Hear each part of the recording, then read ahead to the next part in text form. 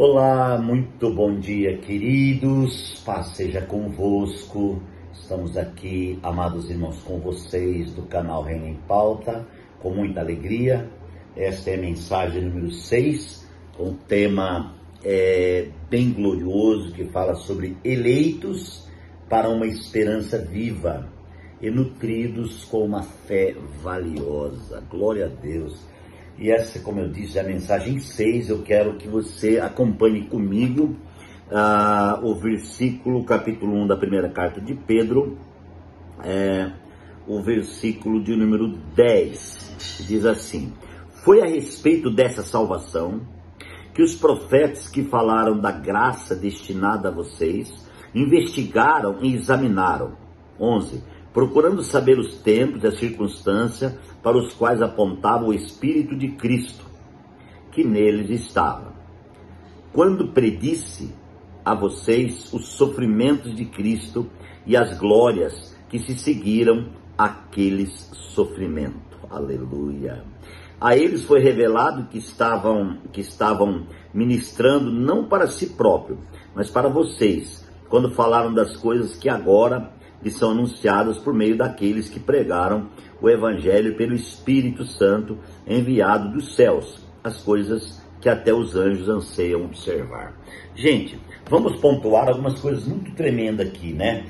Essa visão, como eu disse, Deus nos chamou antes da fundação do mundo, e essa visão foi compartilhada pelo Espírito de Deus desde então, né? A seguida ali dos patriarcas, dos profetas, e aos profetas foi revelado a muitos deles, irmãos, uma revelação nítida acerca do que iria acontecer. Vamos lembrar, por exemplo, aqui um dos profetas maiores, como Isaías, por exemplo, né? Isaías, eu fico admirado com as profecias de Isaías, né, acerca de Cristo.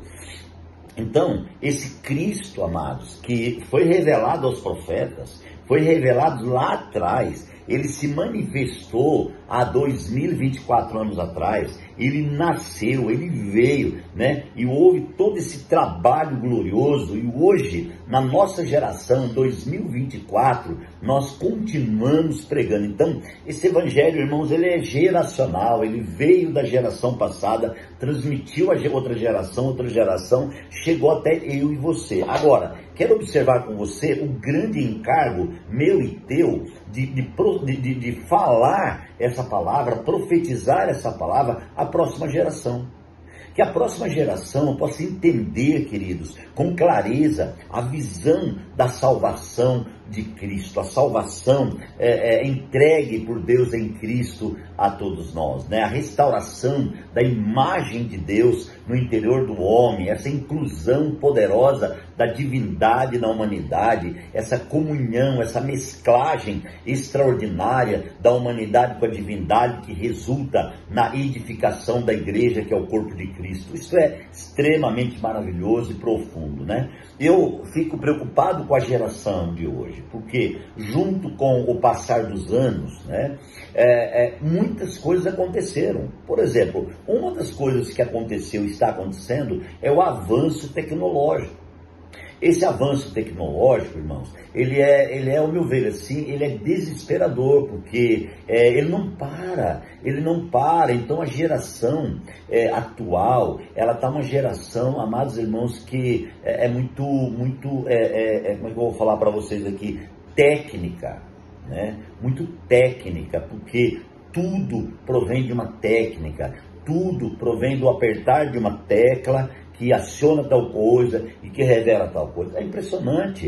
Eu estava pensando nisso, acho que foi ontem, quando eu fui ao aeroporto em Campinas, a levar meu querido pastor Diego, e quando eu cheguei lá, eu comecei a perceber como é que estava funcionando o aeroporto. Não tem nenhuma pessoa sem um celular na mão, vendo as coisas, vendo passagem, vendo tudo, fazendo check-in. Você vai fazer o check-in, você usa aquele totem, é tudo elétrico, tudo eletrônico, tudo. Acabou, gente. acabou essa coisa mais antiga de conversar, de ter um papel, de escrever, de digitar, né?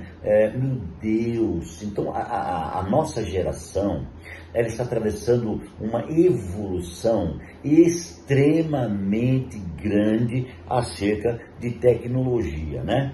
Enfim, tudo isso deixa um pouco amedrontado, porque essa próxima geração pode ser uma geração totalmente técnica.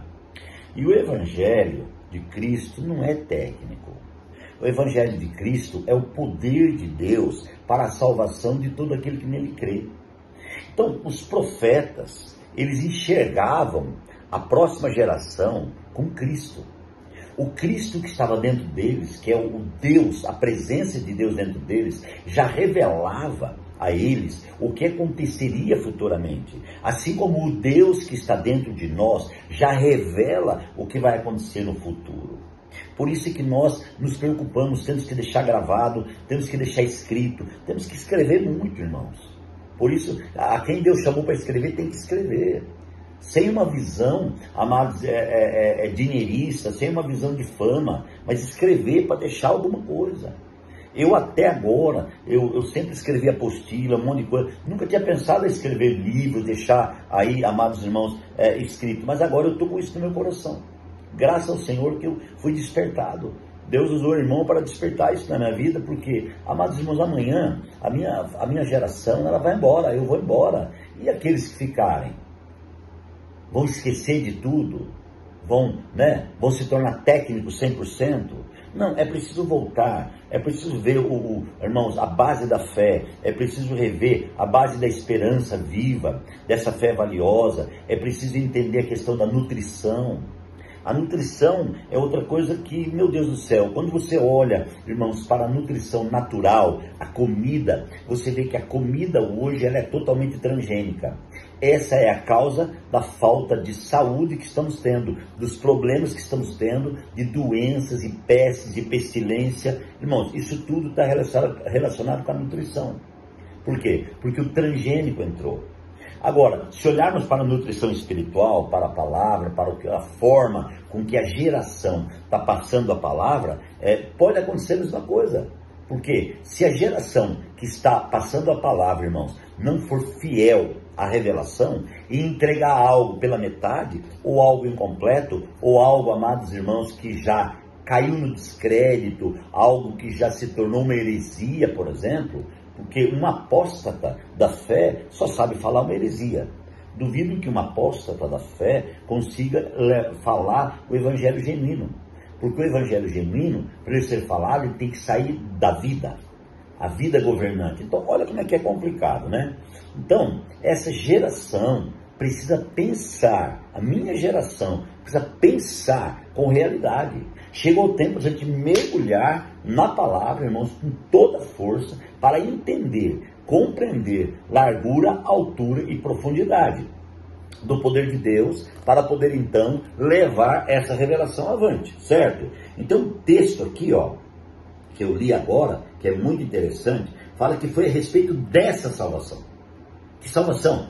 Essa salvação aqui. A salvação processual.